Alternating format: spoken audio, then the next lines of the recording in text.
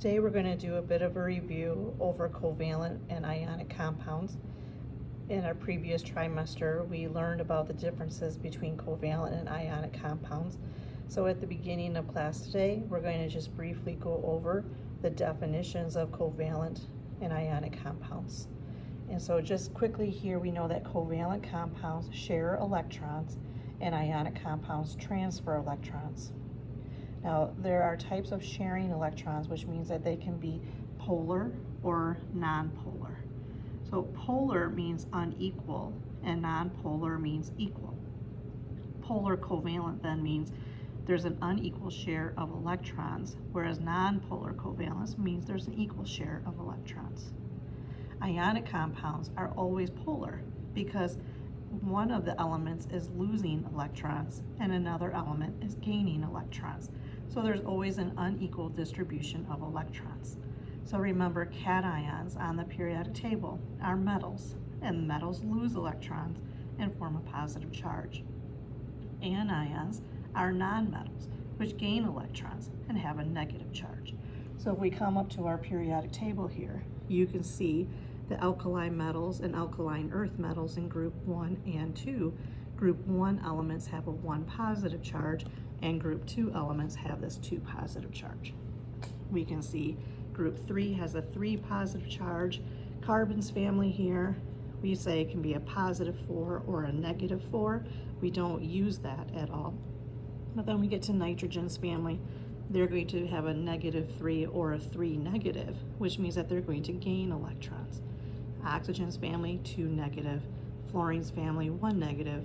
And the noble gases don't have a charge at all because they obey the octet rule. So as you remember, we wrote on our notes that cations are positive and anions are negative. As a beginning of this unit as well, we are going to review on the periodic table that if you are in the first row across, you are in period 1, period 2, period 3. So if you need to update your periodic table, please make sure that you have the periods written in. We then also, just a quick reminder, groups go up and down. So we have group 1, group 2. We're going to skip the D block and call this group 3, 4, 5, 6, 7, and 8. So we're following the octet rule. Now, covalent compounds, back to this idea. Remember, for the types of elements, we need to remember that they're always going to begin with a nonmetal. So it's a nonmetal with a nonmetal. And ionic compounds always begin with a metal. So you have to have a metal-nonmetal combination. Right. We're going to use the word molecules quite often in here. When I'm talking about the word molecules, I'm referring to the idea of covalent compounds.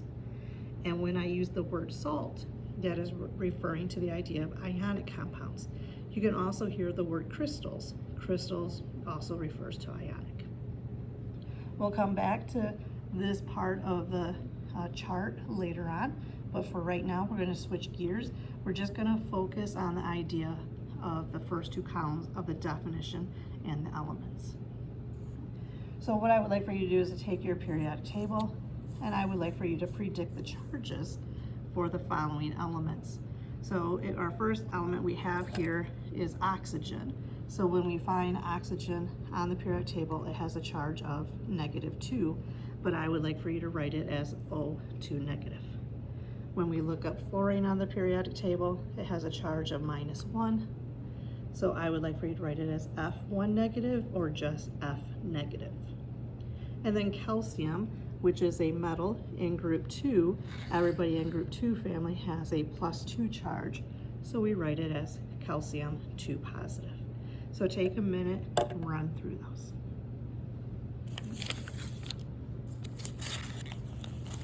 What we're going to focus on next today is this naming, writing ionic compounds.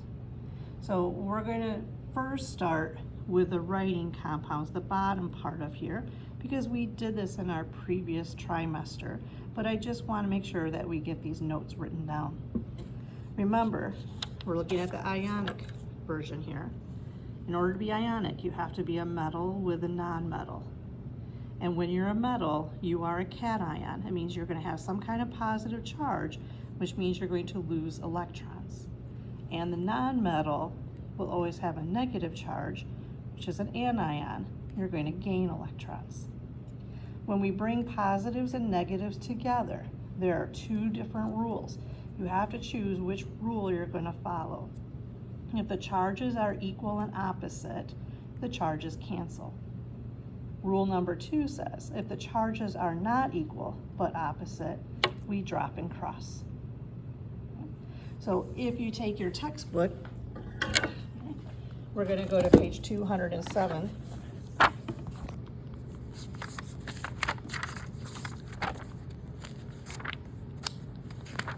And the wonderful thing about this textbook is that it gives you the answers off to the side. And what I would like for you to do for right now is just kind of cover up the answers, and you can come back and check your work. So what we're going to do here is we're going to see that we're going to have a combination of potassium and iodine for letter A. It's going to say, number 1, write the formula for the binary ionic compounds formed between the following elements. Binary just means that there are two different elements, or there's two names to the substance. So we're going to learn how to name these compounds, but for right now, binary means 2. So I'm going to have you write the formula between potassium and iodine. So we are going to come over to our periodic table, and we're going to find potassium, and potassium has a charge of 1 positive. We're then going to find iodine, and iodine has a charge of 1 negative. And so on your piece of paper, you're going to write this as potassium 1 positive, and you have iodine 1 negative. So we go back to our flow chart, and our flow chart says we should have the positive ion followed by the negative ion. And then are we going to use rule 1 or rule 2? Are the charges equal and opposite? They cancel. So equal. Does 1 equal 1? Yes. Do I have the positive followed by the negative? Yes. That means that the 1 positive is canceled out by the 1 negative. So we just drop those charges and we get an answer then of Ki. When we go to our textbook, we can see that the answer for letter A is Ki. Let's look at letter B. We have magnesium and chlorine. So we're going to write magnesium, we're going to write chlorine. I go to my periodic table, I find magnesium. Magnesium has a charge of 2 positive. I write 2 positive. I find chlorine. Chlorine is a 1 negative. We write 1 negative. And now we go and look at our rules. So do I have the positive ion followed by the negative ion? Yes, I have the positive ion followed by the negative ion. Am I following rule 1? Are the charges equal? Does 2 equal 1? No. So I have to go to rule number 2. The charges are not equal, but they are opposite. We drop and cross. So 2 does not equal 1, but I have the positive followed by the negative. So what I do is I drop and cross, and I'm dropping and crossing the number only. So this is telling me that I'm going to need 1 magnesium for every 2 chlorines. Now I don't need to include the 1 in the formula. So when we come and look at the answer in the textbook, the answer in the textbook for B is MgCl2. So take a few minutes, go over those. I know we've done them before, but let's just do a quick time out there. All right, now we're going to learn how to name those compounds. So the first thing we want to do is make sure that our element is made up of a metal followed by a non-metal. We always start with a metal first. The first name is going to stay the same. And for now, we're not going to worry about these next 2 steps. So we'll talk about those in a little bit. So the first name is going to stay the same. And the non-metal, if it's a monatomic ion just means that it's a 1 atom ion. It means it's just an element on the periodic table. And we're going to change the ending to IDE. And we'll come back to this idea about polys later on. So today we're only going to have to worry about the first step for each of these guys. So we can come back to the textbook, and it says name the binary ionic compounds for number 2 indicated by the following formulas. Binary means it's going to be a 2-name system. You have AgCl. So Ag, on our periodic table, when we find Ag is color-coded as my metal, and it tells me here that my metal, the first name stays the same, so Ag's name is silver, and it's with Cl. And when I find Cl, Cl's name is chlorine. But according to the rules, if it's an element or a monatomic ion, I change the ending to IDE. So chlorine becomes chloride. So my name for number 2, letter A, is silver chloride. And when I come over here to check my answer, number 2A is silver chloride. When I look at letter B, I have ZnO. Zn is color-coded as a metal on my periodic table. And according to the chart, the first name stays the same. The non-metal changes its ending to IDE. So my non-metal here is oxygen, and oxygen becomes oxide. So it is zinc oxide. Ca is color-coded as a metal, so Ca keeps its name, it's calcium. Br, and it doesn't matter about the 2. Br, when I look it up, the name of Br is bromine, and according to my rules, bromine changes its ending to IDE, so it becomes bromide. We have calcium bromide. And you can see it says calcium bromide. So take a minute, try the bottom portion. Now it does get a little bit trickier when we're focusing on D block metals. We have to use something called a Roman numeral. Now we just looked at 2 examples. We used silver and zinc. Silver and zinc are the exceptions to this rule. Silver is always going to have a charge of 1 positive, and zinc is always going to have a charge of 2 positive. So please make sure you write in 1 positive and 2 positive onto your periodic table. The rest of the D block metals and some of the metals down here, okay, can have more than 1 possible charge. These guys are called multivalent metals. And you can see here, for example, iron can have a +2 charge or a +3 charge. Copper can have a +1 charge or a +2 charge. But silver is always 1 positive, and zinc is always 2 positive. So when I look at something like iron here is in the D block. So when I find iron, it's in my D block. It can have more than 1 possible charge. And according to my multivalent, iron can be a 2 positive or a 3 positive. So when I go to use iron, I have to tell the reader what charge to use. And I have to use my Roman numerals. So in parentheses, I have II, which is the same thing as 2. And because iron is a metal, it's a 2 positive. So I'm going to say my charge for iron is a 2 positive.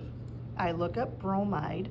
IDE ending means I have an element, it's bromine, and bromine's charge is 1 negative. So then when I go to write iron 2 positive and bromine 1 negative, I have to follow my rules. And am I going to follow rule 1 or rule 2? Well, they're not equal, so I have to drop and cross. So when I drop and cross my 2 positive with my 1 negative, I get FeBr2. Now, this guy can be formally called iron 2 bromide, but it also has another name. Some of our D block metals have alternate names. So for example, iron, real name is ferrum. It's a 2 positive in this case. So instead of having a UM ending, we attach OUS. So ferrum becomes ferrous. And so over here, I have ferrous bromide. Ferrous, meaning 2 positive. Here I have copper, Roman numeral 1 sulfide. Copper's in my D block. It's not silver, it's not zinc, so it means copper has more than one possible charge. When I look down here, copper can be a +1 or a +2. So I'm telling you, you have to use it as a 1 positive. So we write it as copper 1 positive. We look up sulfide, IDE ending means it's an element. Sulfide is sulfur, and sulfur has a charge of 2 negative. So I have copper 1 positive, sulfur 2 negative. I have to follow rule number 2, they're not equal. So we drop and cross, and we get Cu2S. It does have an alternate name. It's based on this 1 positive charge for copper. So I come over here, I find copper, real name is cuprum, but because it's a 1 positive, I drop the UM and I call it cuprous. And I write cuprous sulfide. Now here we can see that we have lead. Lead is not in the D block, but it's underneath the stairwell. And some of these guys can have more than 1 possible charge. If I come over here and find lead, I can see lead can be a 2 positive or a 4 positive. So in this first example, I have Roman numeral 2, and here I have Roman numeral 4, so that's a 4 positive. So 2 positive versus 4 positive. So with oxide, IDE ending means it's oxygen. Oxygen's a 2 negative. So I have oxygen 2 negative, O2 negative. This guy here is going to follow the rule 1. The 2 positive equals the 2 negative, so they cancel out. But here, these guys are not equal, so we have to do the drop and cross. When we drop and cross, we would get Pb2O4. But the funny thing about ionic compounds is that they have to be written in low whole number ratio. So that 2, 4 has to reduce to 1, 2. So really the final formula is PbO2. Now they have 2 different names. Because lead here was a 2 positive, we come over here and we find lead. The real name for lead is plumbum. We drop the UM. If it's a 2 positive, it's known as plumbus. And you can see that I wrote it as plumbus oxide. Here, this was lead as a 4 positive. Lead as a 4 positive has to have an IC ending, so it becomes plumbic, and we write it as plumbic oxide. Okay. Give the bottom 3 here a whirl. Cobalt 3 sulfide doesn't have an alternate name. You're not going to find it down here in the multivalent, so don't worry about filling in that space. That's where we're going to end for day 1 of writing and naming basic ionic compounds.